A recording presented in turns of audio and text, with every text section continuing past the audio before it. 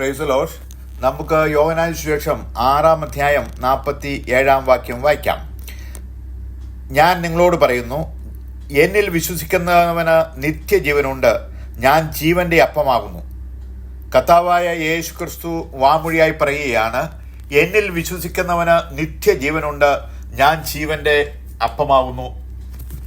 യേശു കർത്താവ് നമ്മോട് പറയുകയാണ്, ഞാൻ ജീവന്റെ അപ്പമാണ്. എന്നിൽ വിശ്വസിക്കുന്നവന് നിത്യജീവനുണ്ട്. നിത്യജീവന്റെ മൊഴികളാണ് ഞാൻ നിങ്ങളോട് പറയുന്നത്. സ്വർഗത്തിൽ നിന്ന് ഇറങ്ങി വന്ന അപ്പം ഇതാകുന്നു. പിതാക്കന്മാർ തിന്നുകയും മരിക്കുകയും ചെയ്തതുപോലെ അല്ല, ഈ അപ്പം തിന്നുന്നവൻ എന്നേക്കും ജീവിക്കും. യേശു ക്രിസ്തു പറയുകയാണ്, ഇസ്രായേൽ മക്കൾ മിസ്രയീമിൽ നിന്ന് അടിമത്തത്തിൽ വന്ന് മരുഭൂമിയിൽ വെച്ച് മന്നായും കാടപ്പക്ഷിയും തിന്നു. ആ അപ്പം അത് സ്വർഗത്തിൽ നിന്ന് ഇറങ്ങി വന്ന അപ്പമാണ്. ആ അപ്പം തിന്നവന് മരിച്ചുപോയി.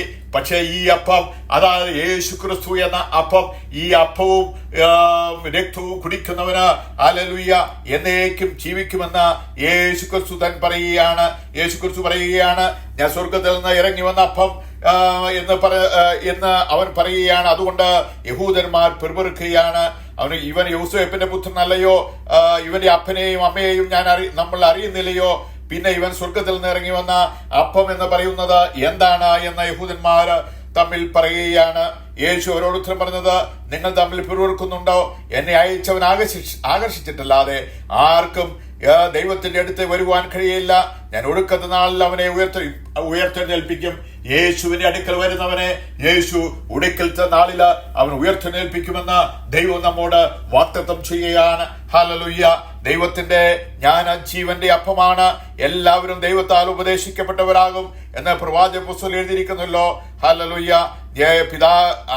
ദൈവത്തിൽ നിന്ന്, പിതാവിൽ നിന്ന് ഇറങ്ങി വന്ന ഞാനല്ലാതെ ആരും പിതാവിനെ കണ്ടിട്ടില്ല. ഹല്ലേലൂയ. ഞാൻ ജീവന്റെ അപ്പമാവുന്നു. നിങ്ങളുടെ പിതാക്കന്മാർ മരുഭൂമിയിൽ മന്ന തിന്നിട്ടും മരിച്ചുവല്ലോ.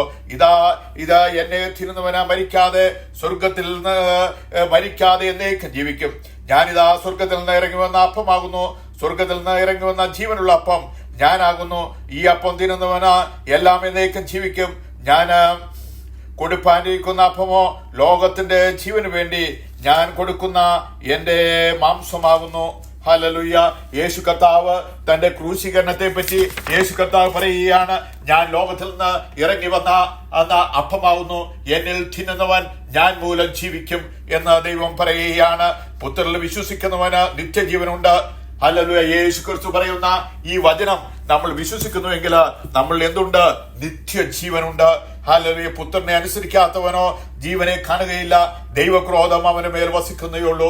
നമ്മൾ പുത്രനെ അനുസരിക്കാതിരിക്കുന്നു എങ്കിൽ അനുസരിക്കാത്തവനോ ജീവനെ കാണുകയില്ല. നമ്മൾ ഒരിക്കലും എന്തിനെ കാണില്ല? ജീവനെ കാണുകയില്ല. ദൈവക്രോധം അവന്റെ മേല് വസിക്കുന്നതേ ഉള്ളൂ. നമ്മുടെ മേല് ദൈവത്തിന്റെ ക്രോധം വസിക്കുമെന്ന് ദൈവം നമ്മെ ഓർപ്പെടുത്തുകയാണ്.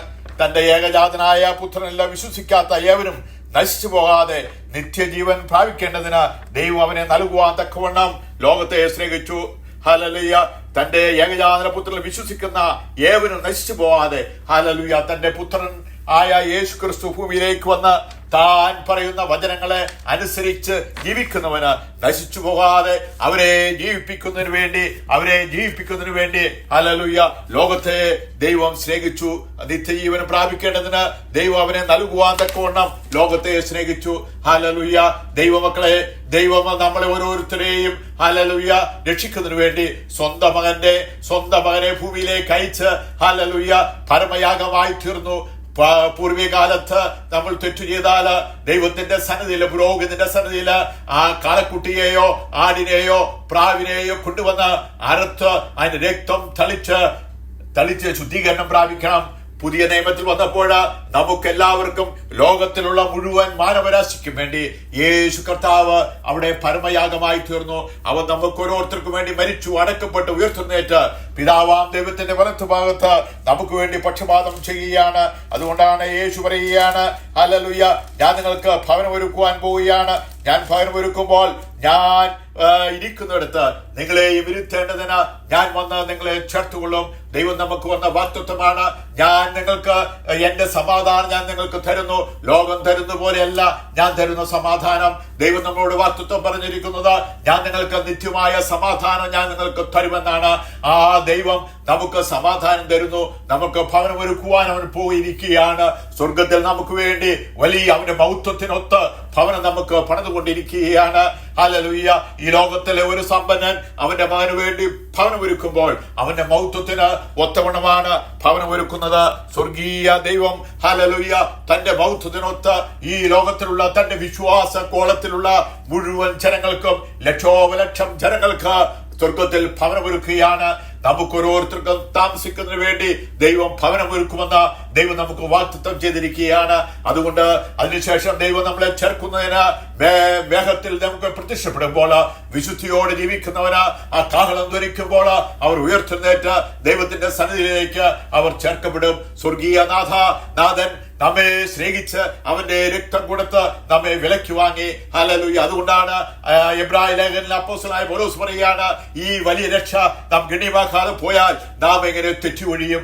ദൈവം നമുക്ക് വേണ്ടി കരുതിയ, ദൈവം നമുക്ക് വേണ്ടി മുടക്കിയ ആ വില എത്ര വലുതാണ്. സ്വന്തം മകന്റെ ജീവനാണ് കളഞ്ഞത്. ആ രക്ഷയുണ്ടല്ലോ, അങ്ങനെ കഷ്ടപ്പെട്ട് നമ്മളെ ഈ പാപത്തിന്റെ അടിമത്തിൽ കിടന്ന് നമ്മളെ രക്ഷിച്ച ആ സാൽവേഷൻ, ആ രക്ഷ നമ്മൾ ഗണ്യമാക്കാതെ പോയാൽ നാം എങ്ങനെ തെറ്റിയൊഴിയും?